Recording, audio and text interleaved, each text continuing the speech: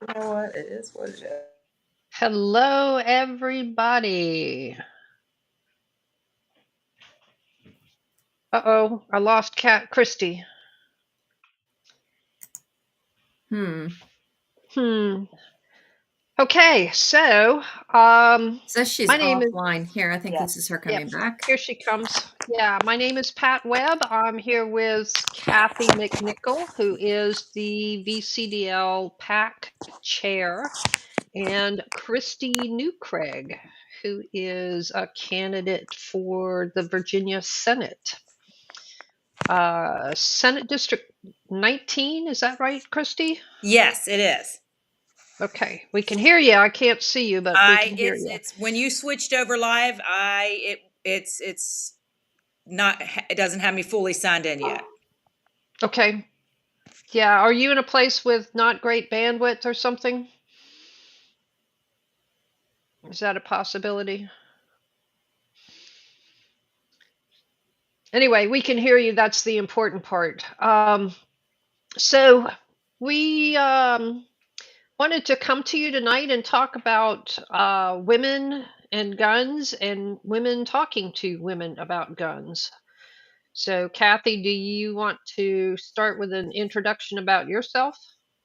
Well, yeah, I'm going to introduce just the topic in general, and I hope Christy can pop up because she looks lovely, and we want to be able to see her. um, but this came to mind, over the years, and I've always kind of paraphrased it as roadblocks for women to talk about guns, and it's really framing it in Christy's offline again. Hopefully, she can pop back up. It's really framing it within our rights. We hear a lot about women's rights. Um, there's always these threats that our rights are going to be taken away, and the one that I fear is going to be taken away is the right to protect myself. And the Second Amendment is a right that's enumerated, and it's for everyone.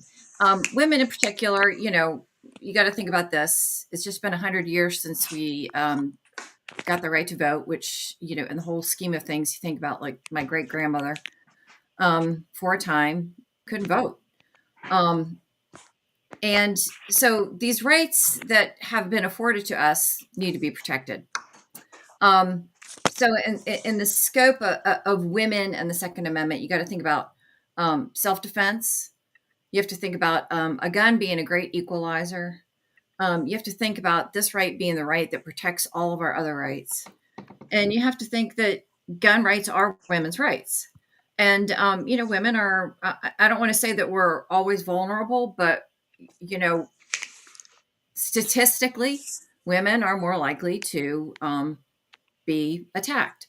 So let's keep that in mind as we're moving along. And I want to allow Christy. Hopefully, Christy, can you hear us? I At can least? hear you, but there's no audio. Okay, so let's allow you to introduce yourself because Christy has a really great background. And when we were talking, um, this kind of solidified why we needed to do this because she is one of those people. I can see her flashing periodically. She's one of those people that can speak to this from a host of different angles. So go ahead and introduce yourself tonight, Christy. Yes, I'm moving around the house just to see if it'll click on. Well, I'm Christie Newcraig. I'm running for Senate District 19. But most importantly, I have in my past, in the 80s, I was a sworn law enforcement officer for the city of Chesapeake. I was a deputy sheriff, and then I also attended the Chesapeake Police Academy in '95. So I have a vast experience and knowledge of guns, and really believe that we need to have an honest talk with women and guns because, as you said, it's we have to learn to defend ourselves, and women need to feel comfortable with a gun. And so I was just excited that we kind of talked about doing something like this and getting more women involved and wanting to have a honest talk about women and guns because it's so important because it will save a woman's life. And I wholeheartedly believe that. So I'm really excited to be here. I'm really excited to talk to you about my 16 years in law enforcement and my experience up in the General Assembly because we had some rough years the last couple of years under the Democrat control. taken our rights away. So I'm ready to talk about that. So Oh, we just lost her.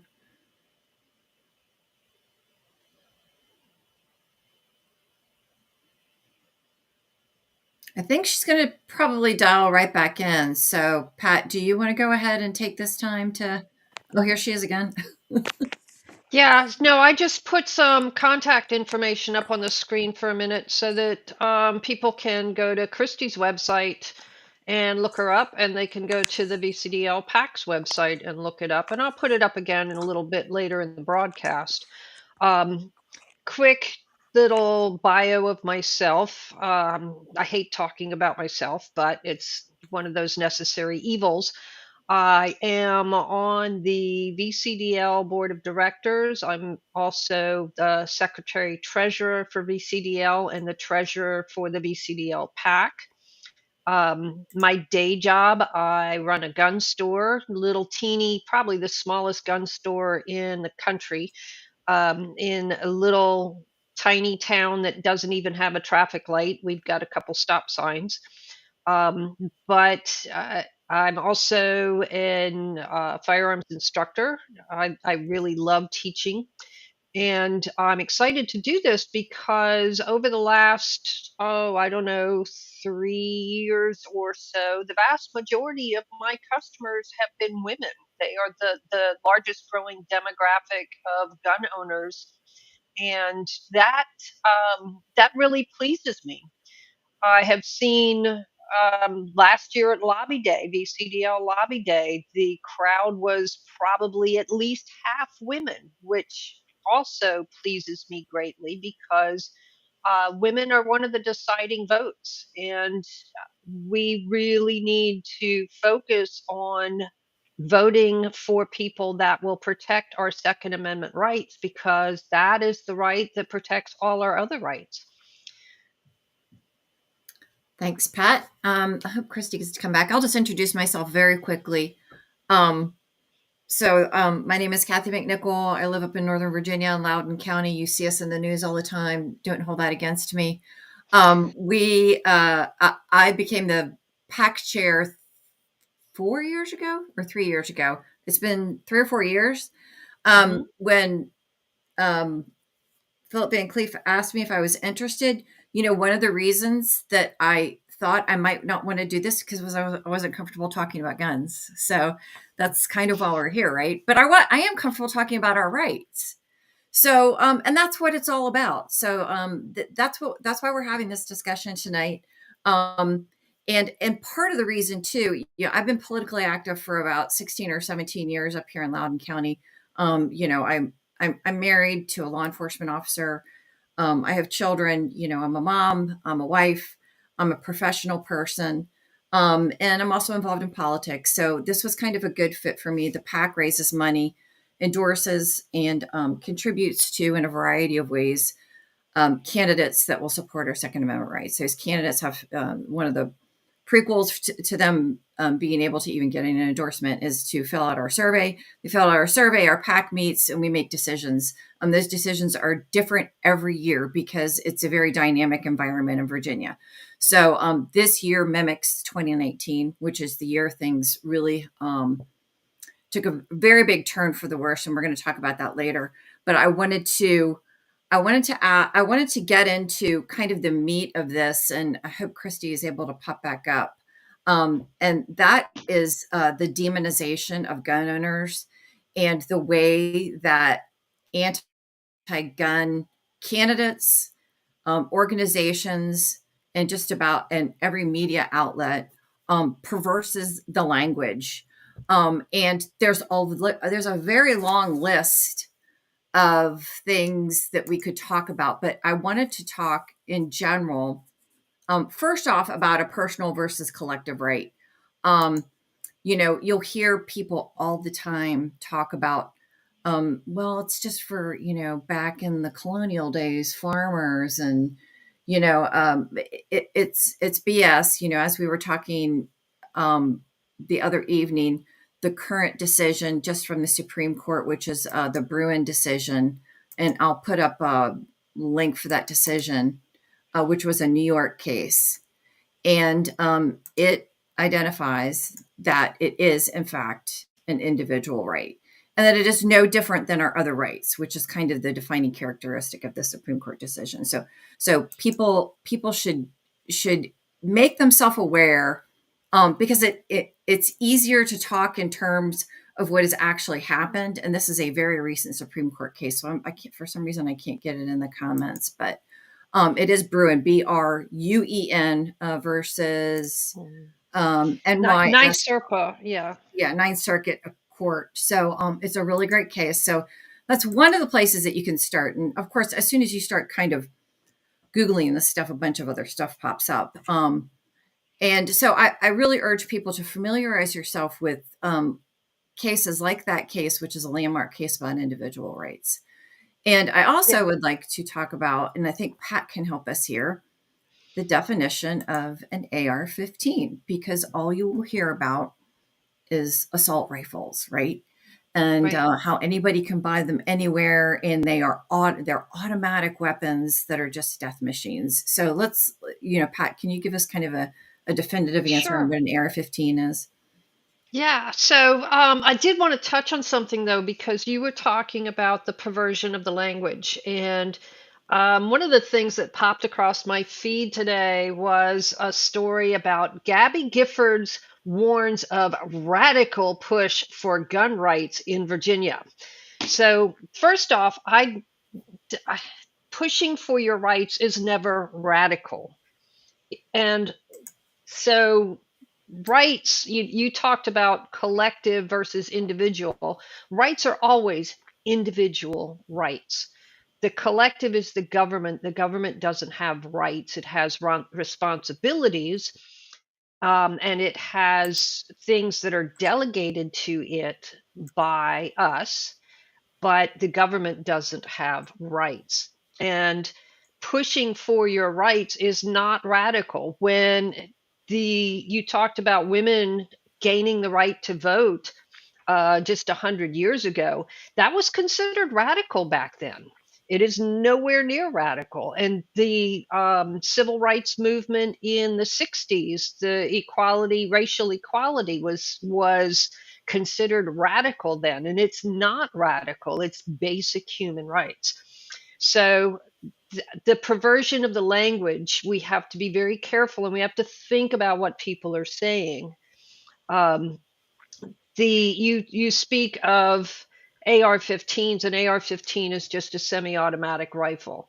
There's a difference between semi-automatic and full automatic. Full automatic will keep shooting as long as you hold the trigger. You pull the trigger one time, hold it, it'll keep shooting until it runs out of ammo or until you release the trigger. And yes, they are legal to own for civilians, but you have to go through a very involved background check, wait 6 months to a year, pay a $200 tax stamp, and then you're restricted about taking it across state lines without more government permission. So it's an involved process, whereas an AR-15 is just a semi-automatic rifle that shoots, by the way, a 22 caliber. A 223 is a 22 caliber bullet. It is not like a 308. And what percentage of guns are semi-automatic? That's a tough question, but the vast majority of the popular guns used today are semi-automatic. There's also bolt-action rifles. And the difference between that is a semi-automatic, when you shoot the gun, the actual recoil from the cartridge going off will push the bolt back and load another round, as opposed to a bolt action. You have to manually pull the bolt back yourself and chamber another cartridge. So, but they still only shoot one cartridge, one projectile for each pull of the trigger. So the term assault weapon was something that was dreamed up to scare people, to make the gun sound more intimidating. But people come into my store all the time and they say, "Do you have assault weapons?" And I tell them, if I pick this laptop up and I hit you over the head with it, it is an assault weapon. But other than that, it's just a laptop. And all those rifles over there and handguns that are sitting in the rack, they are just firearms unless you use them to assault someone. And it's the assault that is illegal, not the tool that's used to do it. And it looks like we just lost Kathy as well. So, but again, it's a matter of the language.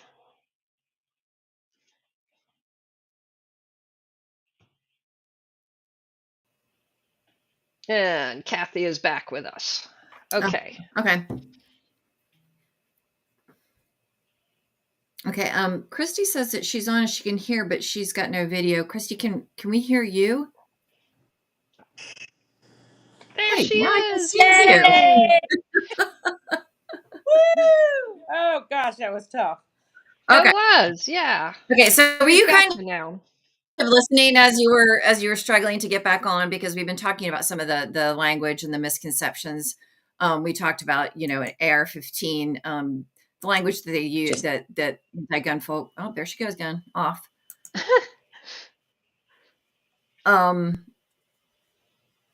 Okay, well, hopefully she makes it back. But the other misconception that I think we really need to touch on, because this is something that came out of some of the legislation, after 2019, was about how and where you can carry in public places. So, there is concealed carry, which in the state of Virginia, you have to have a permit.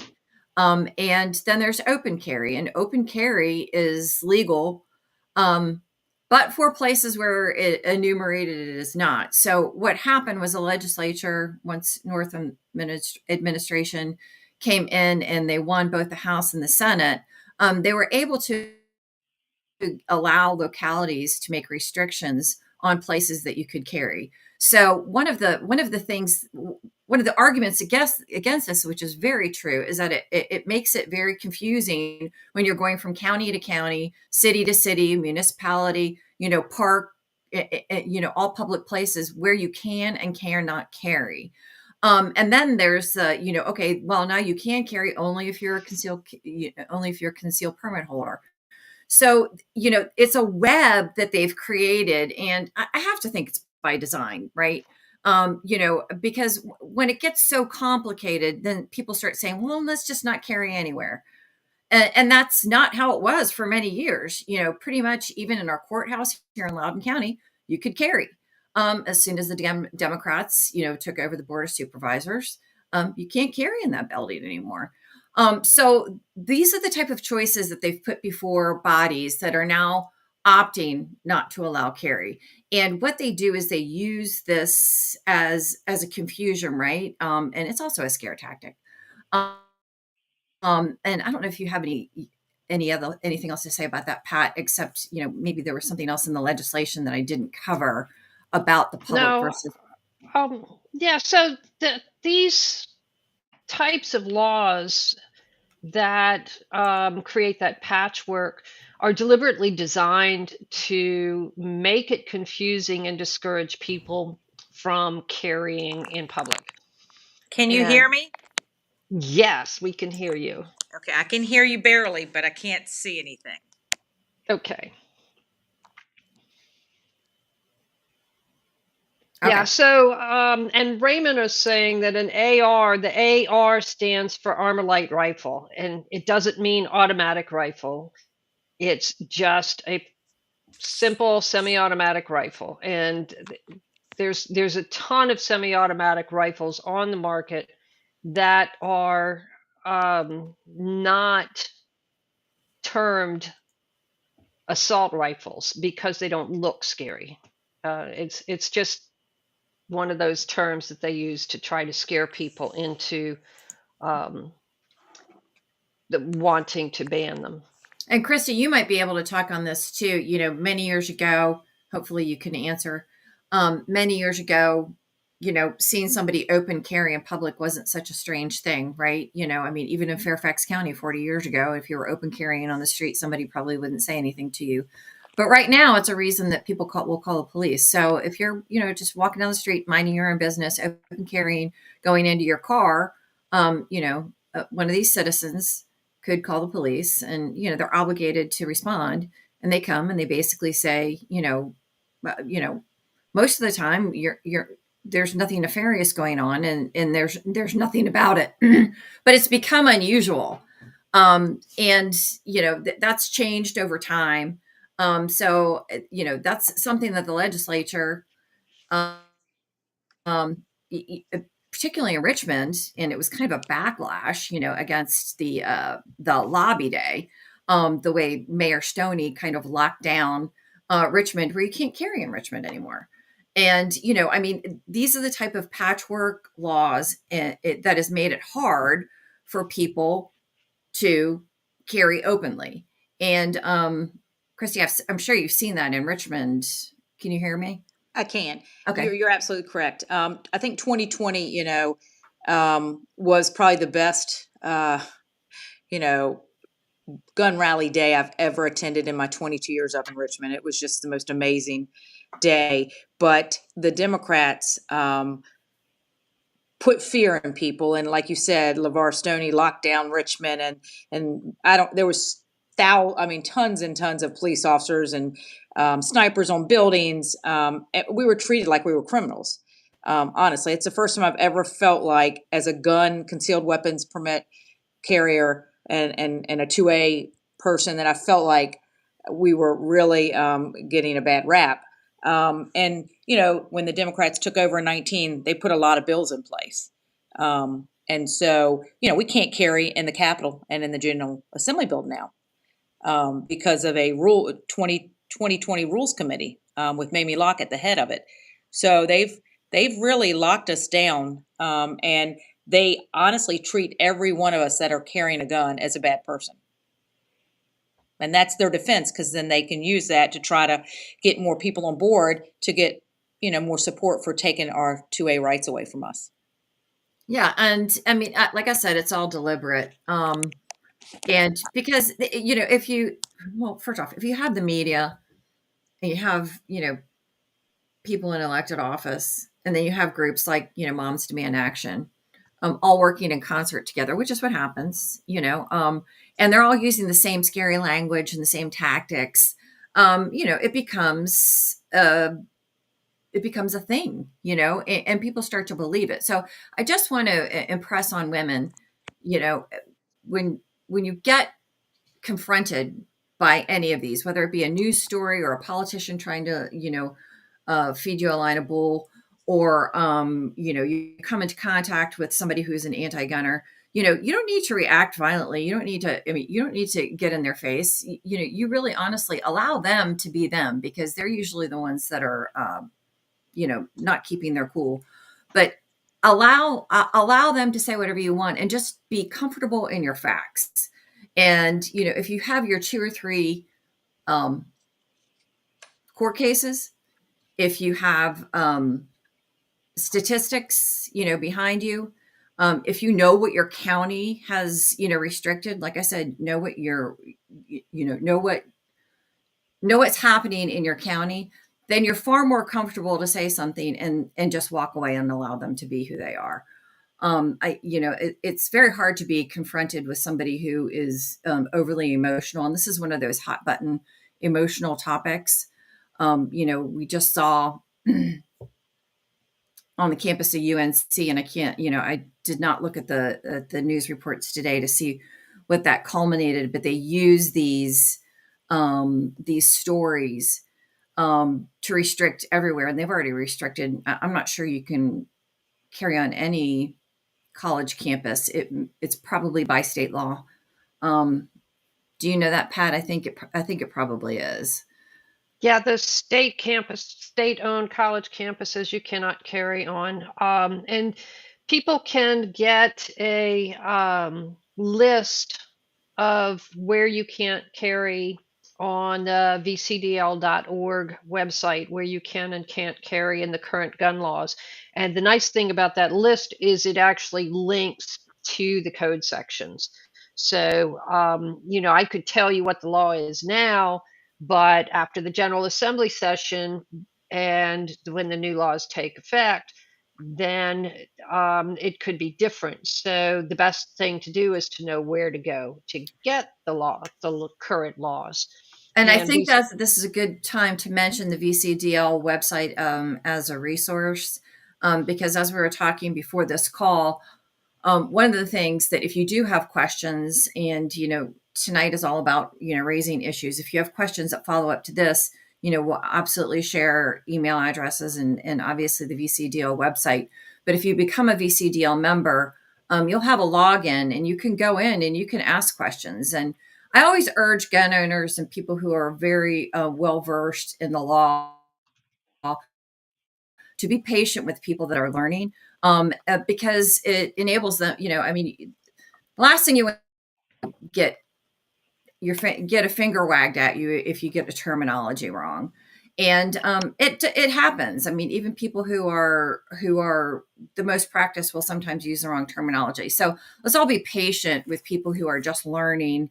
And if you do become a VCDL member, and you can log in on the back end, there's groups and chats, and you can go in and you can ask your questions in a very safe and secure environment, so that you aren't, on a public live, asking your questions. So that's one resource. And also, please sign up for the VCDL alert. They come out sometimes up to 2 or 3 times a week, and it's always stuff that has just happened. So, as soon as there's a news story or a court case or something's going down in the legislature, Phil Van Cleef and Pat put together just a laundry list, and it's full of links that will just keep you up to date. And I just call it like, a twice a week encyclopedia, really, that tells you what's going on. So everybody, please at least sign up for the alert so that you can know specifically what's happening in the state of Virginia. I just got a message from Christie saying she's kind of popping in and out. Can you hear me now? Now I can, yeah. Okay, I can't see you, but I can hear you. While you're on now, let me give you an opportunity, because I was just kind of talking about how in the legislature, like how the sausage is made, right? And you've been working in Richmond for over 20 years. And, now you're running for the seat in the office that you worked in. And I would like to hear, now she's offline again. I would like to hear her kind of rundown about, how bills are introduced. But Pat, you might be able to start with that, because you go down, you sit in those committee meetings. I do. Okay, Christie, can you hear me? Yeah, go leave ahead, your Christie. camera off, Christie, and I'll just put your picture up so people can see your face, but leave your camera off to It is. give you more bandwidth. Okay, it's off. Okay. So Yeah. why don't you highlight, kind of how the legislative process happens, particularly with gun issues, kind of what committees they come through, and then Pat can follow up with what it's like to be on the lobbying level. Yes. So every year we have gun bills that that are brought before us. And when we have Republican controlled House and Senate and a Republican controlled governor, we have some great pieces of legislation that are going to protect our Second Amendment rights. When the Democrats are in control, you can bet. And we lost her again. Yeah. Anyway, so there's a couple of things to think about. First off, how does a bill become law? So once the elections happen, then the people that are going to take office, whether they've been reelected or whether they're newly elected, they start lining up bills that they're going to put in.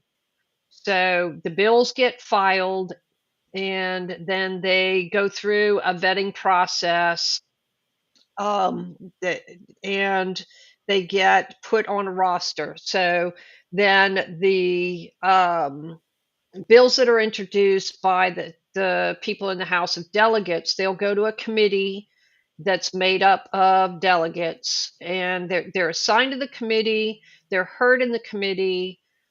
where they can get killed or they can get passed out to the floor. If they're passed out to the floor, they're read and voted on 3 times.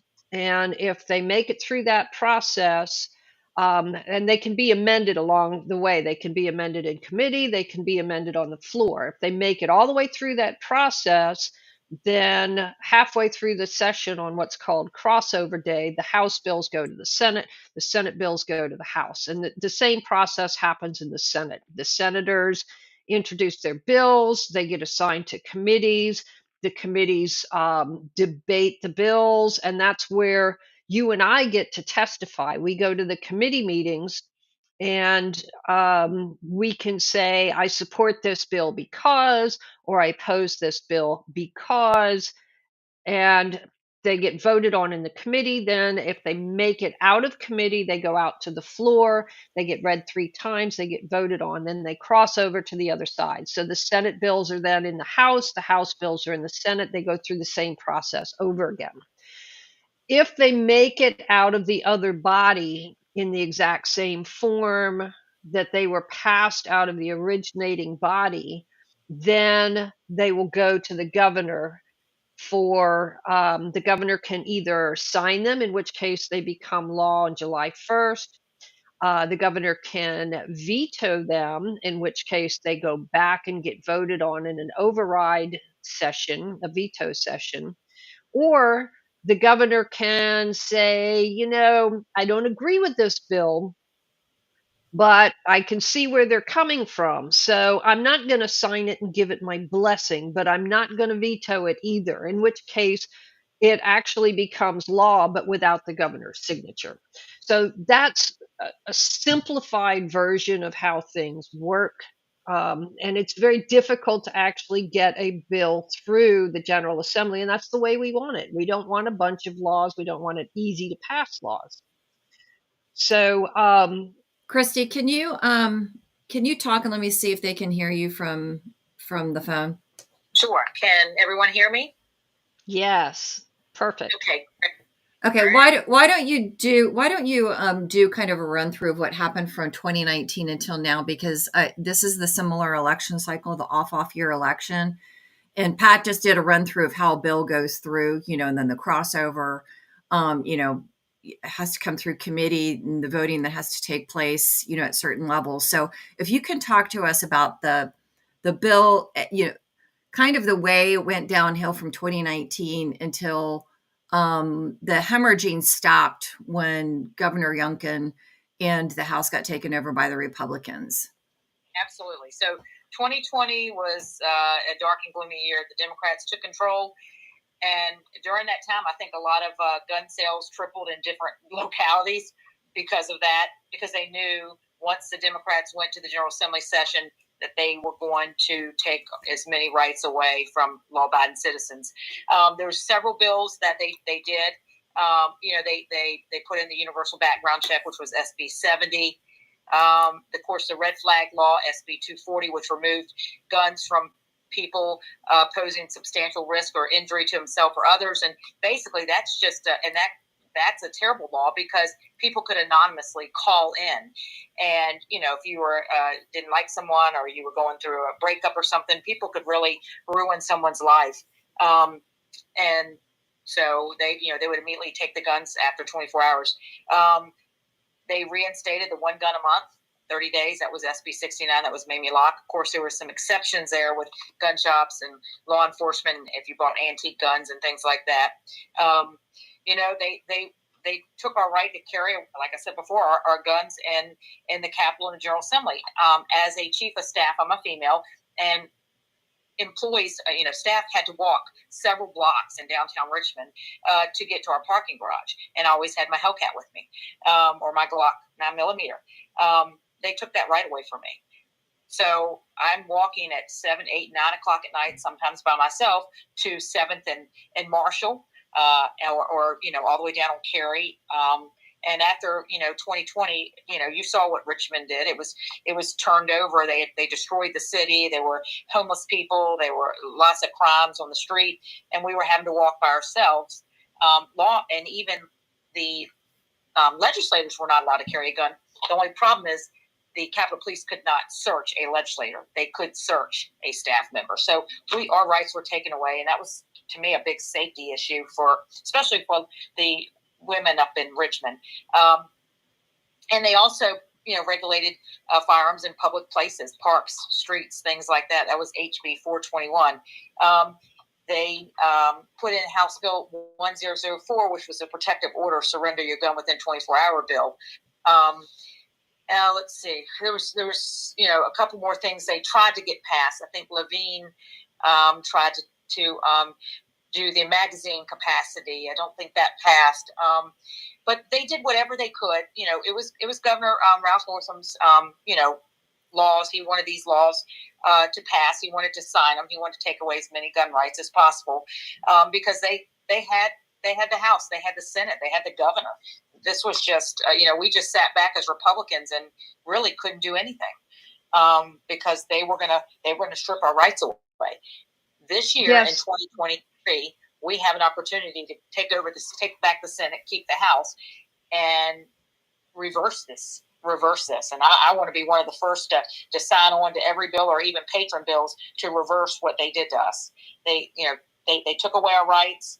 I want to reinstate every one of those bills, and so that's why it's so important for people to get involved and to understand the Second Amendment and your rights, and that honestly, that legislators shouldn't take these rights away from us, but the Democrats do every time they can get control. So if we don't make some drastic changes this November, if we keep the House and don't take the Senate, nothing's going to change, vice versa.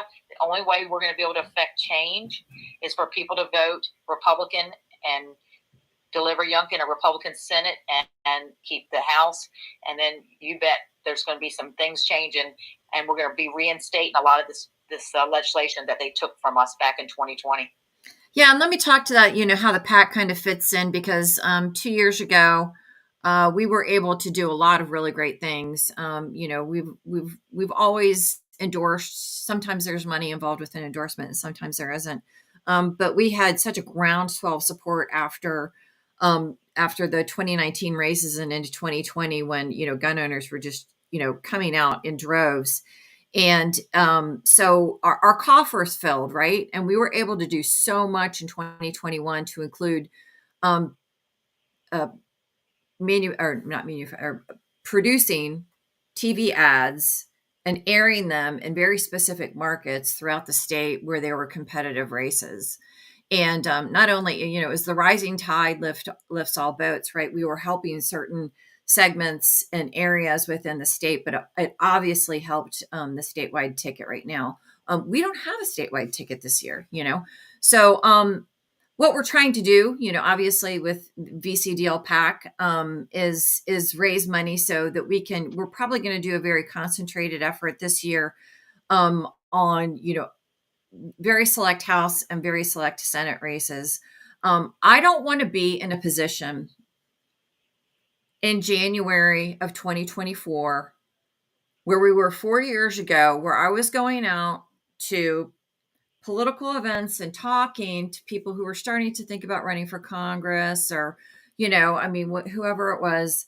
And they were admitting to me that they didn't vote in the 2019 election, but they were aghast about what happened, particularly, with our gun rights. And, there's a huge disconnect here, folks. If you can't vote in these local elections, all of these people that get elected on your school board level, on your board of supervisors, your clerk of the court, especially your Commonwealth's attorney and your sheriff's races, right? And town council races, everything all the way down to dog catcher. This is what we call about building a bench. And VCDL sends everybody who runs for every office, every election, which is every year in the state of Virginia, a survey. And so, please come to us and look to us as one of those people that will rank, will show, what the survey results are and if they've answered them. And we would love to have your support, but more than anything, the people that we endorse need your support. They need you to come out and vote. And so let's not go, women in particular, you're the great organizers of society. I mean, women do a great job. I'm not going to use the Maggie Thatcher quote or anything, but women do a really good job in just all organizational front. And, I remember George Allen saying many, many years ago, anytime you walked into a GOP office across the state, 70% of the volunteers were women. So, I'm talking to other women.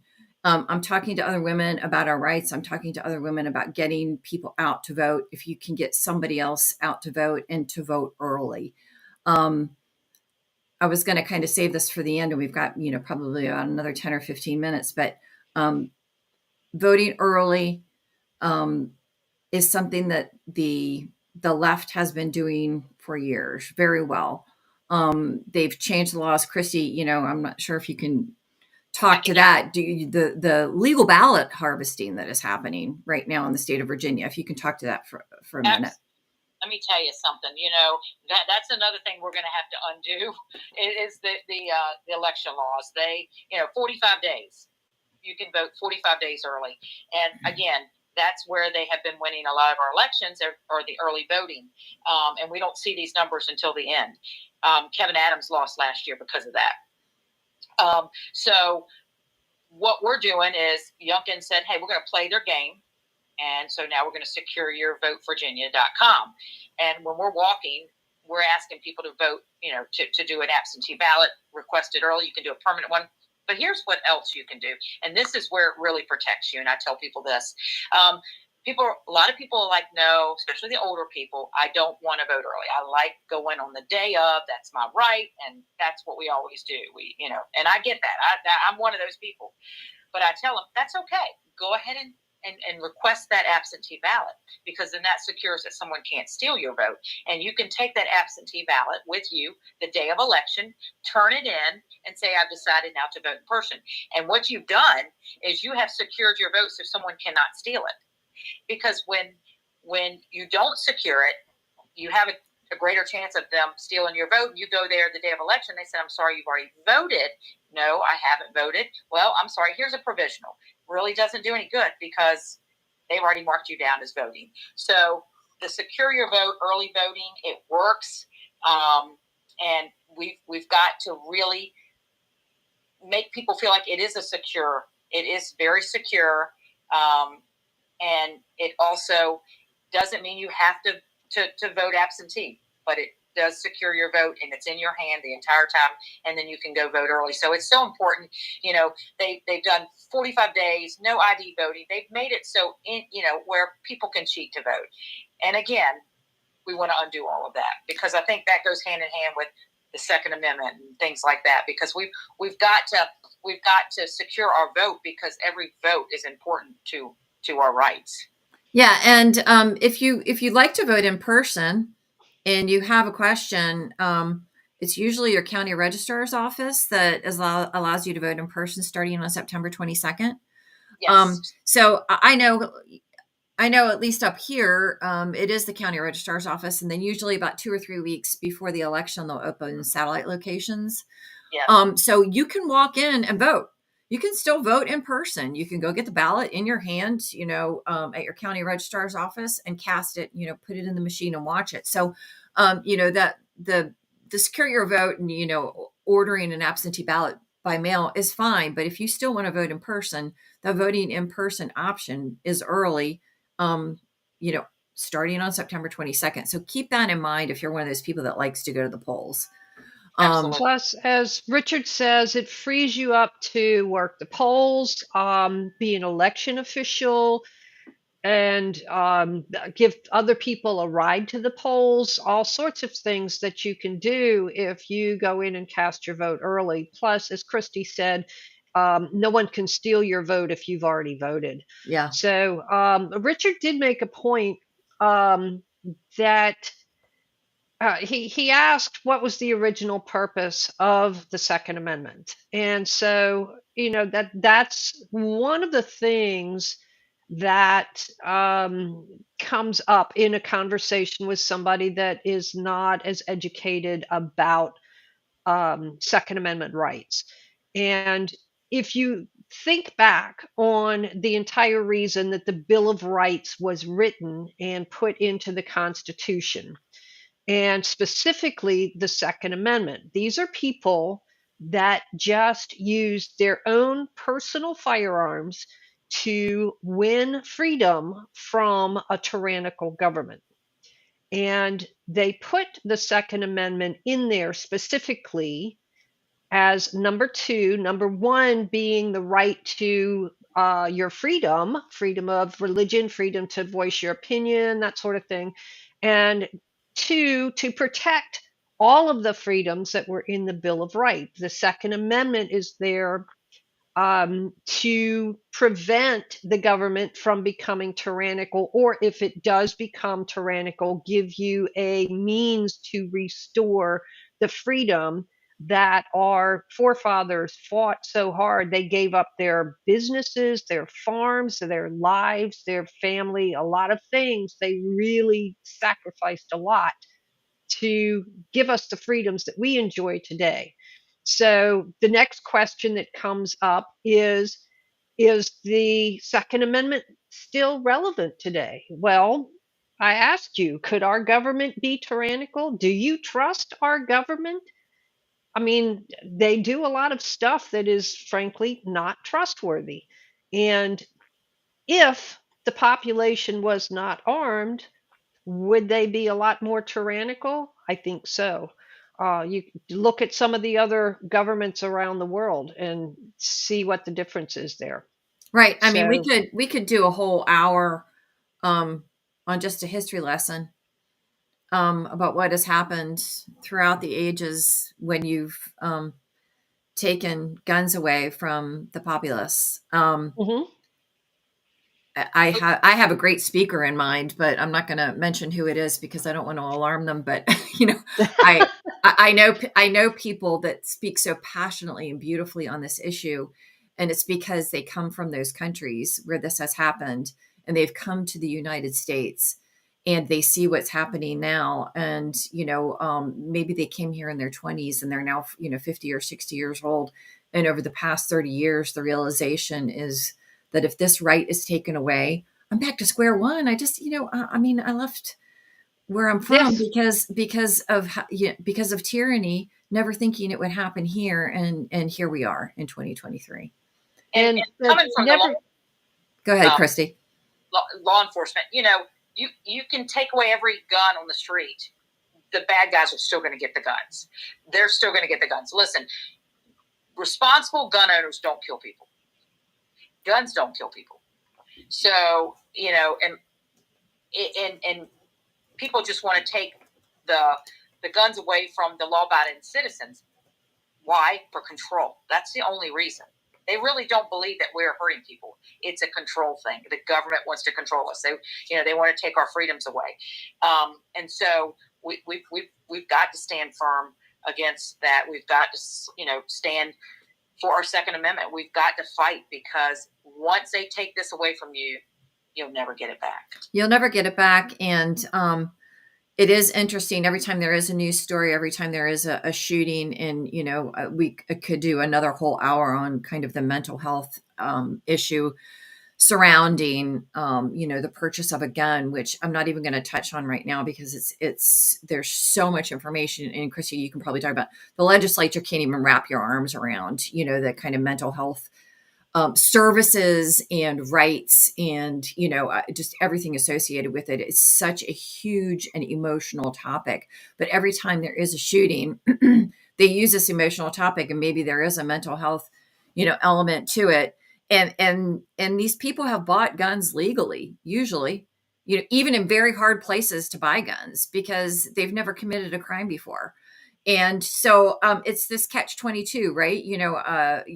A person legally buys a gun, and they have a mental health condition, and they go on a shooting spree. Or, the flip side is that there are people who have been in and out of, every level of the judicial system, and they have an illegal gun and they've shot someone. But who pays the price every time? It's the legal gun owners. So they go after the legal gun owners in every instance. It doesn't matter what the scenario is, what the new news story is, what the situation is behind what happens. It's always the legal gun owners that pay the price. It's the person who's carrying legally every day, just for self-defense, and they're the one that's being restricted because they can't go into a county building, which doesn't So, even make any sense. yeah, 2 points to make here. One, what's the definition of criminal? Someone who doesn't give a flip about the law and does things that are against the law. The other point to make here, supposing you could wipe every gun off of the face of the earth, supposing that were possible, which it isn't, but just hypothetically speaking, there would still be evil people. And the fact that we have guns gives people like me, a 64-year-old woman who's not as fast as I used to be, and I'm not as strong as I used to be either. So being able to carry my personal defense firearm gives me a fighting chance if some evil person should decide to attack me. And that's one of the reasons why I carry a gun every day. So it's not about the gun itself. It's about the fact that there are evil people in the world, who there always will be evil people in the world. And being able to have a gun gives you a little bit more of an equal footing and a better fighting chance. Yes. And I don't Absolutely. care if you're man or woman, it still gives you a better fighting chance, but especially for women. Yes. Like I said at the top of the hour, it's the great equalizer. Right. And when you're faced with a situation like this, you're reacting within seconds. The police are going to take minutes to get there. So your life is literally, fight or flight. Absolutely. You've got My husband and I ran a country store for quite a few years, few decades actually. And we had an attempted armed robbery. It took 7.5 minutes for the police to show up. Yep. And fortunately, my husband was armed, and the would-be robber gave up. But that was a long 7.5 minutes waiting for the police to get there and arrest the guy. If you can even find anyone that wants to be a police officer anymore. My husband for 31 years, bless his heart. He retired at 14. I served 16 years, and we both got out. He retired just because he said it's just not worth it. It's just when you put that uniform on, you have that badge. We've got a bullseye. Yeah. No, I get it. You know what we didn't touch on, and I have this written down at the bottom, but that we really need to mention, and this is, for women who are in competitive shooting sports, hunting and recreational shooting enthusiasts, because I do know these women, right? I mean, it's really interesting, when you do. I don't follow competitive shooting, but when you see it, it's so impressive. And I have met women that have done it in the past, and even almost gotten into kind of, Olympic level. And, women are hunters, that's shouldn't be a shock either. Right. Yeah. It's So, just, I think we need to talk about that because it's not uncommon. yeah, I mean, the shooting world is no longer a man's world. Like I said earlier, women are the fastest growing demographic of gun owners. There's a lot of women now that shoot competitively. I had a young lady come into my store about a month ago, and she was heading down to Texas for a long range match where she was shooting over a mile, and her gun is taller than she is. Um, but um, it's not a man's world, and women used to be kind of intimidated. Some women were to go to the range or to go to a gun store. That's not the case anymore. It is a lot more mainstream now. It is mainstream, but I also want to talk to women who don't particularly, I don't want to say they don't care about shooting, but that seems to be the way, a lot of gun organizations, and I know we've done it, because we're running a fundraiser on the 16th. So, I will talk about that at the very end. Gun competitions, sometimes candidates will say, well, let's go to have a range night, and, it's a way, or let's have a self-defense night. And that's all well and good. Women should go and have a good time. That doesn't mean that you're going to suddenly become a gun person and start shooting every weekend. But I think it gives you a feel and a confidence, the operability of a gun, and just kind of the mechanics of it.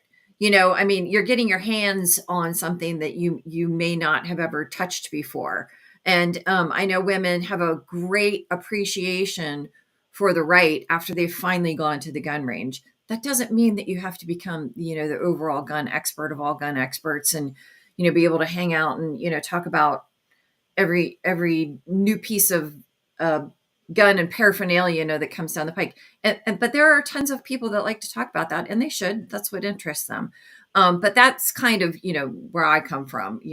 I have been shooting before. I don't shoot consistently, but it gives you an appreciation for what we're talking about. And it allows you to kind of, put the pieces together and if you go through the concealed carry permit course, it's an education in and of itself. There's probably information on it that you can study ahead of time, but it is interesting to go through that course. It's a learning environment. And I think, I just heavily suggest that women look into it and start asking questions. So, and remember, as Bandit says, everyone starts as a beginner. Yes, they do. We all crawl before we walk and walk before we run. And there's no such thing as a stupid question. What's stupid is not asking the question and pretending like you know. So, or not learning. There's the best way. How can I say this? Some people are intimidated by firearms because of what they see in the news or on TV, or they make big, loud sounds. They're afraid of recoil, any number of things. But the best way to overcome that fear is to go take a class, learn the safety, learn how the guns work, and use them and become familiar with them. Once that unfamiliar spell is broken, then they're not scary anymore. They're useful tools. Yeah. And they need respect. Driving your car demands respect. It's a dangerous thing to drive your car down the highway. Lots of people are killed every year, but we accept that risk and we become familiar with it. We educate ourselves on it. Firearms are no different. You educate yourself and use that knowledge to keep yourself safe and to keep your kids and your family safe. Yeah. And I think, there's tons of, my husband watches them all the time, all of these YouTubes just on shooting and, every facet of gun that you can, to me, it's, I wouldn't sit and watch it, but it's an interest of his, and he's been doing it for years and he's been shooting for years. So he knows a lot. But once you start down, it's like anything else that you Google or start watching on YouTube, suggestion. And it's a great way to educate yourself on anything. Just make sure, what you're looking at is really the truth, and a good source, just like anything else. But I also wanted to talk, this is one myth that we didn't talk about, and let's end on this. And then, I'll let Christie have some final words. Can we talk about this myth about the gun loophole? Pat, is that something you feel comfortable giving some guidance on? So, which gun loophole are you talking about? The lie about? about the gun loophole, that there are people wandering around selling guns in parking lots to people that aren't supposed to be owning them. Okay, so quote unquote gun show loophole, the thing they were trying to fix with this private sale background check, is a total misnomer. So it, there are no laws that magically go away when you go to a gun show. Before 2020, a person in Virginia could sell their firearm without having to go through a background check at a dealer. Now there's a private sale background check. You can still give a gun as a gift. So if I have a gun that I want to give to Kathy, there's no background check required. But if I have a gun and I say to Kathy, hey, I don't use this gun anymore, you don't use that gun, let's trade guns. We have to both go through a background check, which means we have to meet somewhere at a dealer. Now, she's in Northern Virginia, I'm in Central Virginia. So we have to find a dealer that A, will do the background check, B, is open when we can both get there, and C, is someplace where we can both drive to. We have to both go through this, fill out the federal form.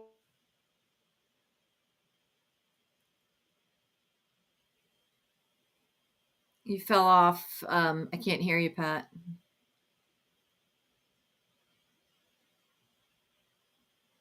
That's where the universal background checks came in. So now, if you go to a gun show where I want to sell a gun other than to my spouse, I don't have to do the background. But if I want to sell it to you, we have to find FFL and get a background check. So they've made it. They always called it the gun show loophole, where you could go to a gun show and not have to get a background. But now gun shows have to register within 30 days. They have to notify the state police that they're going to be there. State police has to have a table there to be able to to run these checks and things like that. I thought, so someone asked a really interesting question. What would ladies consider as the best tactic to get females interested in shooting? And should we be patient and let them continue to come to us males? Yeah. I suggest that everybody be patient, right? Patience is a virtue. This is what I will say. When many, many years ago, I can't remember, I interchangeably used the term bullet and cartridge. And I had someone who I'm friendly with, just really kind of like be a jerk about it and make fun of me. And I was like, all you had to do is correct me in my language. You don't have to be a butt, I mean, just be like, no, the terminology is this. But it was kind of this, finger in your face, like you don't know any better. And well, no shit, I don't know any better, So sometimes people just don't know any better and they're wanting to learn. And that doesn't mean that you have to be a butthead to them when you're talking to them. And I find that it used to be kind of teasing with them, if you wanted to carry this type of gun or that type of gun, oh, you got a Glock, or if you put it in your glove compartment, it'll melt, ha ha ha, and I was like, okay, people should be comfortable carrying whatever they want to carry, right? If I choose to carry a specific type of gun and somebody goes, yeah, your gun sucks or whatever, I mean, I honestly don't care. But to just keep go on and on and on, a little, jazzing about it might be fine. But just like, that's not really a learning environment, No, you can hear me now, right? And to get women involved, it's like my husband. He's all into, like your husband, YouTube and Google. But there's two things you can Google to learn about the history of the guns. It's the history of Samuel Colt. He said God made man. Samuel Colt made them equal. And then John Moses Browning. I mean, they're great reading, and they give you the background of where guns and are from, and they educate you, so it gets you intrigued a little bit. And I think every woman, whether you decide to own a gun or not, should go to a range and shoot just to take care of your fear. And because you never know, you could honestly, you don't have to own a gun to have a gun. You to have to use a gun to protect yourself. So I feel like all women should at least go to the range, get familiar with it. Doesn't mean they have to go buy one or own one. And there is an opportunity. We've been having, or the VCDL has been having their meetings up here in Northern Virginia at XCal, which is a really beautiful range that opened up here in Loudoun County. And that's an opportunity. I think, VCDL tries to spread their meetings throughout the state, but it seems, the past 2 or 3 have been up here. And so that's a good opportunity to come meet someone, maybe shoot for an hour before the meeting, sit through a meeting. It's one evening of your time. But again, I always want to offer the VCDL website. If you become a member, and there's a forum there, and there's kind of a built-in fellowship too, right? If you know 1 or 2 people, wherever people gather, right, you're gonna start knowing more. So it's easier probably in political circles. I know I don't have any problem finding gun owners in any type of Republican event that I go to, so that like I don't have a dearth of it at all. But if you're one of those people that is just maybe you're interested in working for a certain candidate, or maybe on the school issue, or maybe that. And this is something that then entertains you. There has to be resources for you. So I think just VCDL in general, if you go on the website, if you join, I'll share my information, reach out to me. I'll find someone in your area, that can go shoot with you if that's what it takes. But if it's just somebody that you want to talk to and talk it out, like, what does a concealed carry, class take, or what do I have to do? What do I have to do there? We'll find the answers for you. It's usually not that hard. Absolutely. And again, Google, you can get so much information, but VCDL website has a great wealth of information. I'm proud to be a member, and I go on there and source, information to people. And so it's all really about educating yourself. And then once you educate yourself, actually get the gun in your hand and feel comfortable with it. Right. And I love this comment. This is from Christie Lane. I was not a fan of guns, but I didn't disagree with the Second Amendment. And then I realized I needed to practice my right. Loud shots and recoil scared me, but the fear is unfounded, and she shoots regularly now. Yeah, It's important to note that a right not exercised is a right that's lost. If you don't vote, somebody else is going to make your decisions for you. If you don't make your opinions heard when it comes to the bills that are before the General Assembly or before your city council or your board of supervisors, then other people are going to make your decisions for you. And if you don't exercise your right to keep and bear arms, if that's not something that you care enough to at least defend, you don't have to necessarily own a gun, but you do have to protect that right, just like you protect your other rights, your right to worship or to choose not to worship. All of those things that are important to us are the things that the Second Amendment defends.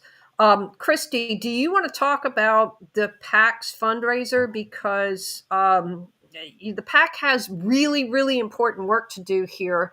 And 2 things that I want to mention is complacency is what happened in 2019 that got us all of the bad legislation that passed in 2020.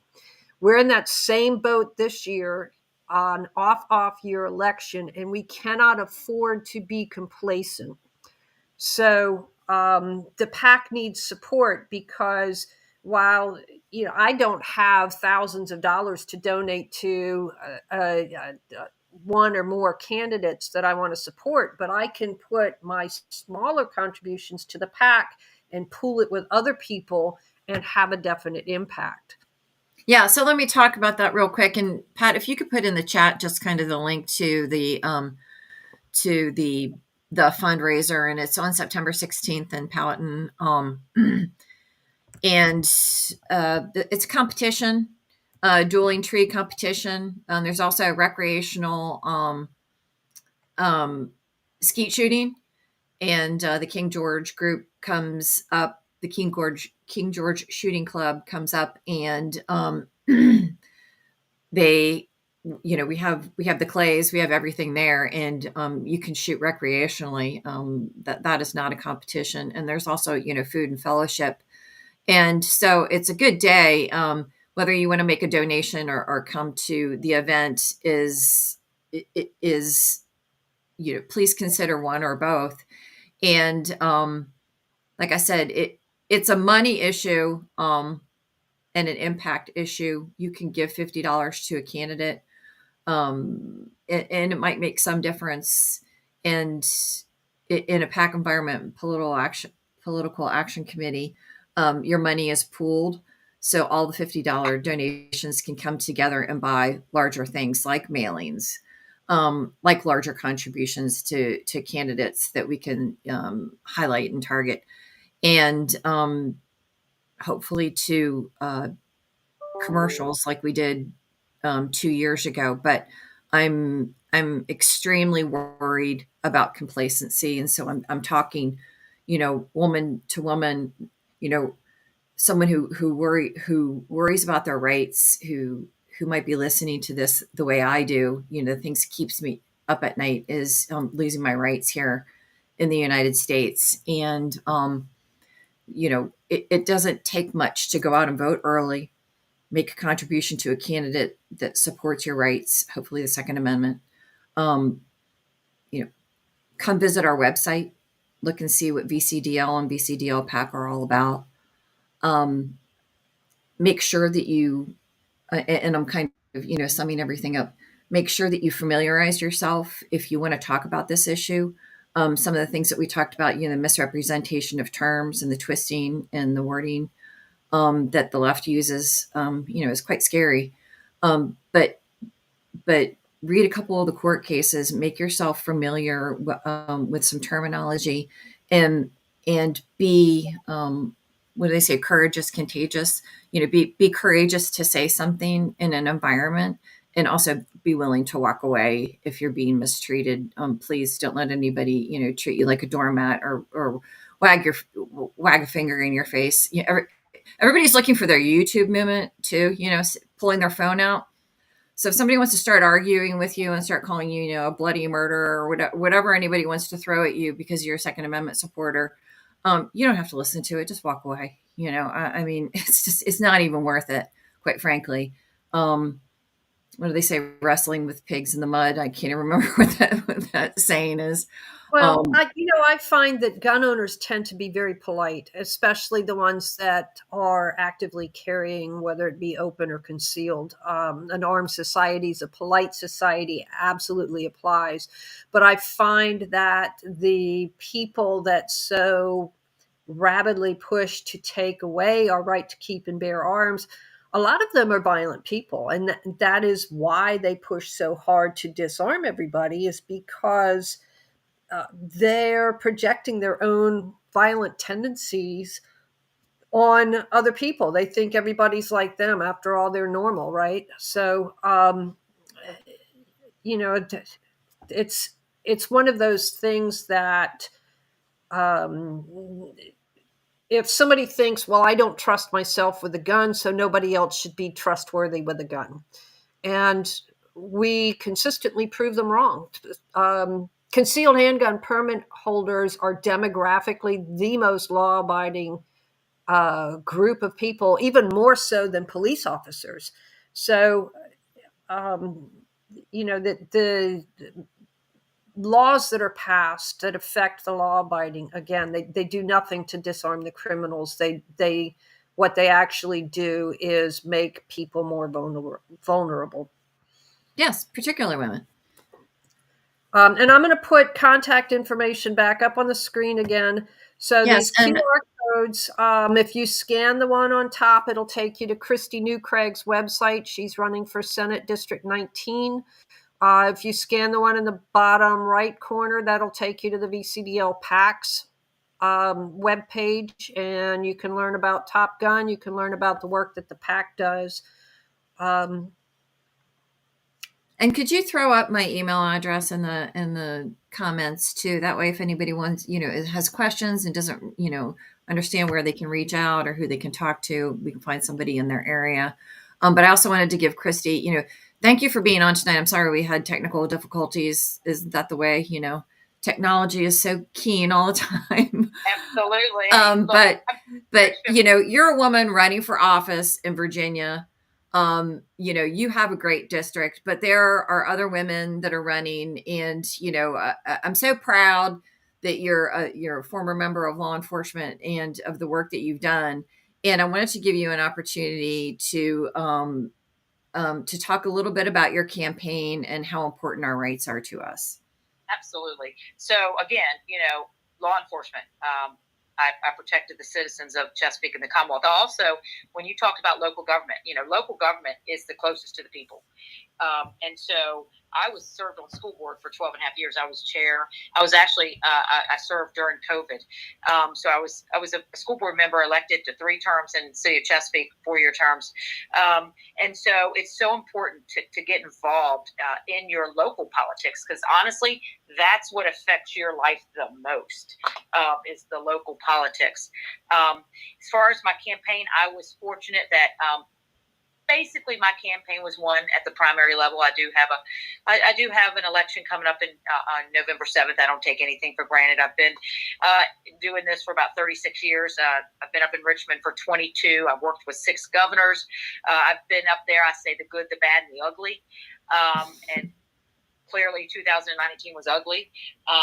And so right now it's bad because we have a House that's Republican, we have a Senate that's Democrat, but we need to get to the good, and that's where the people can help us and vote for the Senate to turn Republican and to keep the House Republican, because it's going to be so important.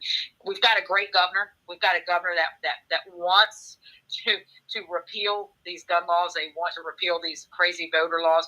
But in order to do that, he's got to have a Republican-controlled Senate and House. So it's very important. And educate yourself on the people that are running. Find out their backgrounds.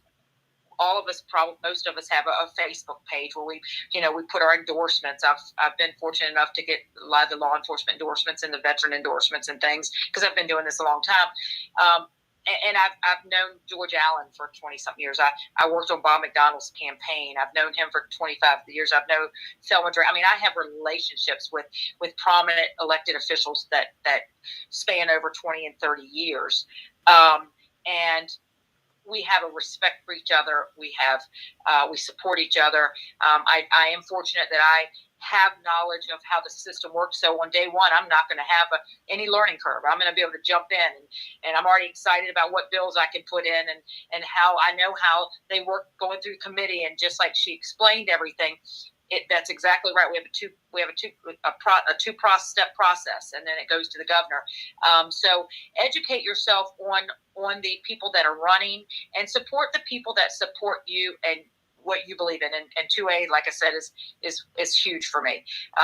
And so support the people that are 2A people, because they're the ones that are most likely to come up to Richmond and protect your rights, the rights that that the founding fathers gave us in the Bill of Rights. So I'm just honored to be a part of this group tonight. I wish I could have gotten on video. We made it work. And again, I'm going to have an open door policy in Richmond. I believe in that. I had an open door policy when I was on school board. I love to meet people. I like to talk with people. Knowledge is power. And so I'm just excited that I will be up there in Richmond in 2024, and hopefully we can undo some of these laws that the Democrats took away from us in 19. Yeah. Has the lobby day for 2024 been? Is it always? It's always Martin Luther King Day, I believe. Okay. Yes, it is. Yeah. I mean, Always. it has been for forever. Now, we didn't do it. I think one year we did the Zoom, which was terrible. The one that I gave you the picture of, the one that I just keep going back to, was 2020, June 20th, 2020. It was the most amazing day. And people did get in people's faces, and they tried to engage us in arguments and tried to, they wanted to get us arrested. Then they could say, see, they're bad.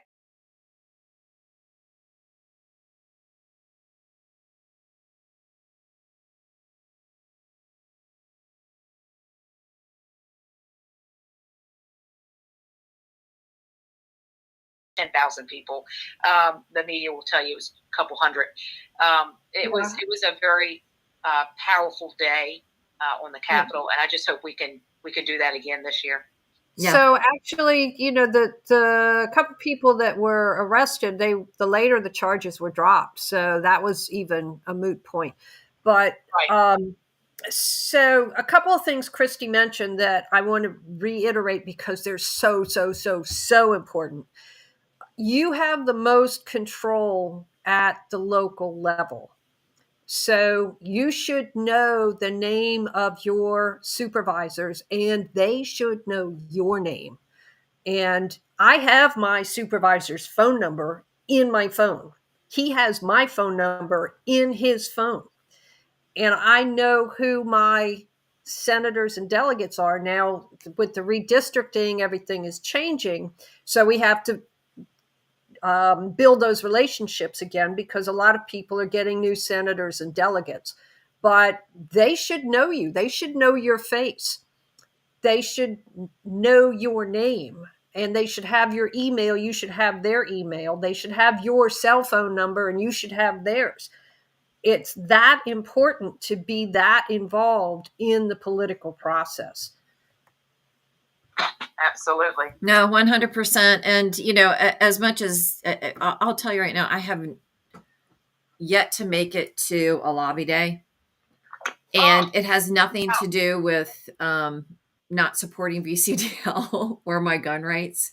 But there are a lot of people that just don't particularly care about kind of the demonstration portion of activism. And that's okay. There's plenty of other ways and things to do. I'm much better in a smaller group, operating and talking and learning. And some people get overwhelmed in crowds, and that's okay too. So do what you're comfortable with.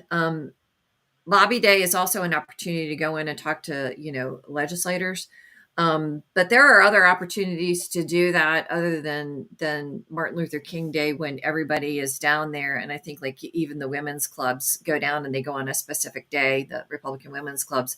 So there's all kinds of opportunities to do that. But, I'm leading back to those people should know who you are. They shouldn't be giving you a canned answer back. They shouldn't be ignoring you.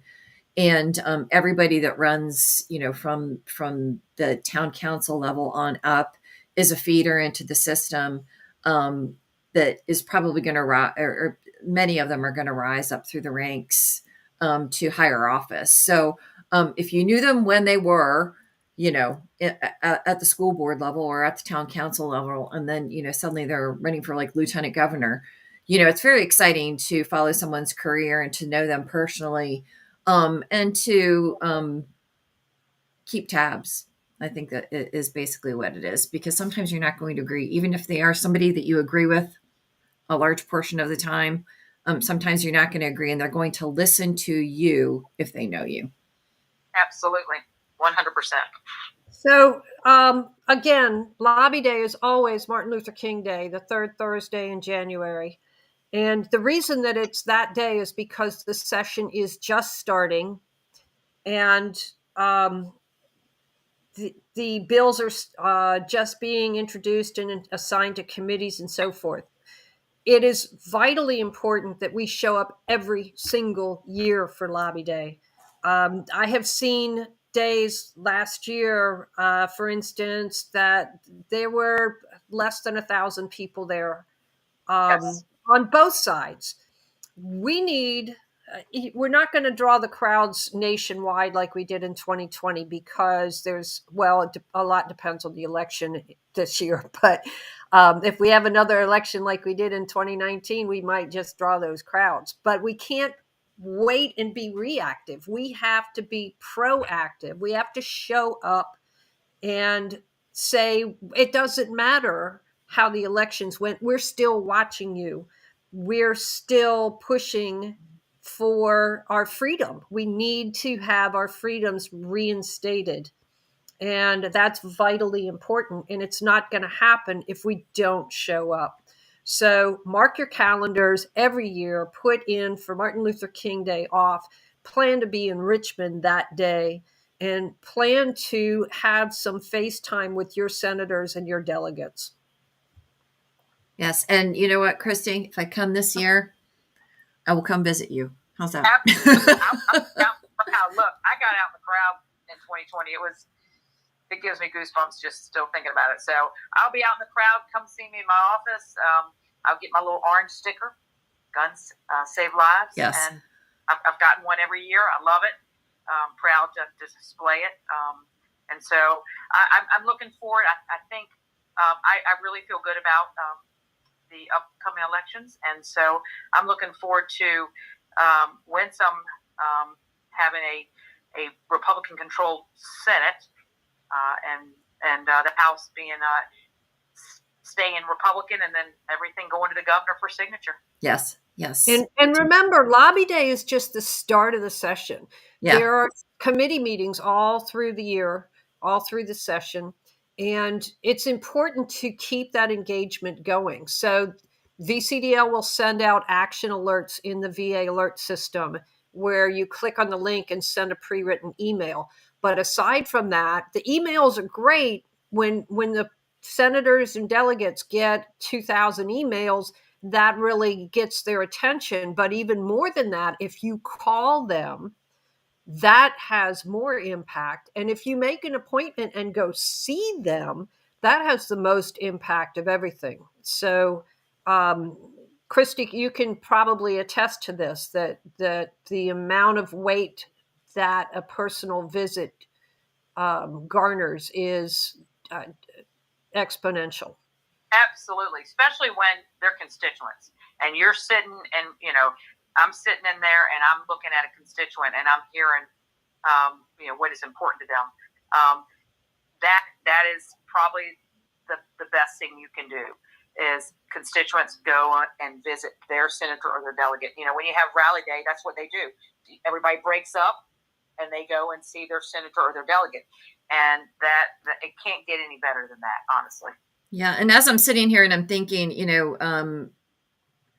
what next for like maybe this type of forum, maybe after early voting starts, we hop on and remind everybody about early voting again and talk about it. I mean, it can be a very quick conversation. But it's just so urgent that you vote early, no matter whether it's in person or order your absentee ballot and go get one other person to the polls. Do a 100% increase on voting, right? By getting somebody else there.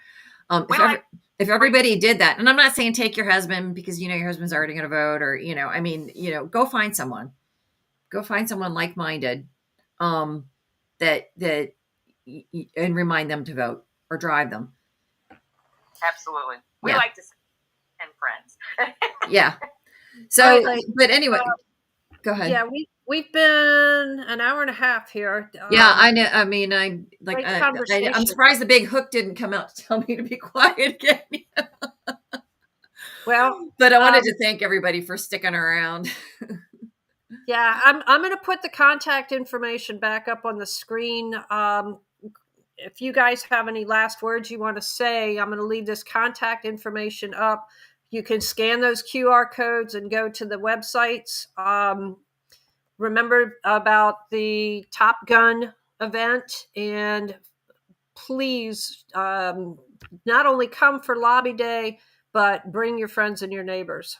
Yes. And, just speaking, just the shout out to women again about, courage being contagious, opportunity for learning about things that you may not have a huge education on, going to the right resources, contact me, contact Pat, go on the VCDL website. If you have questions too, and you live in Christie's district, please, call her campaign office because she's just proved herself to be a great resource on this topic. But just to reach out and do what you're comfortable with so that when you are confronted with these type of conversations or you're in an environment where someone is challenging you, you have the right knowledge and the tools so that you can respond properly. And that's pretty much basically why I wanted to do this, because I want people to feel comfortable responding in situations where they just don't have, a lot of knowledge base. But it's out there, right? I mean, it's all out there. The world is a big oyster. We have the internet, good and bad. But again, if you start with some verified resources like the VCDL website, again, it's like a splinter, you'll just keep going off and going off. Start with a couple of the really good Supreme Court cases. You're going to learn, and you're going to learn as you go along. So, but thank you all so much. And, we had some great comments tonight. I want to thank everybody that made comments. especially the ladies that joined us, and reach out to us if there are any questions and follow up. Yep. And share this with your friends. They can listen in their commute in the morning. I know we ran a little long, but I think there were a lot of good topics brought up here. And I think it's important that women talk to other women about their Second Amendment rights and why we should vote for our gun rights first. Yes. Yes. Absolutely. Okay. Thanks. Thank you, Christie. And thank you, Pat. And thank you, everyone. Yes. Have a good night. Have a great evening. Bye. Good night, everyone.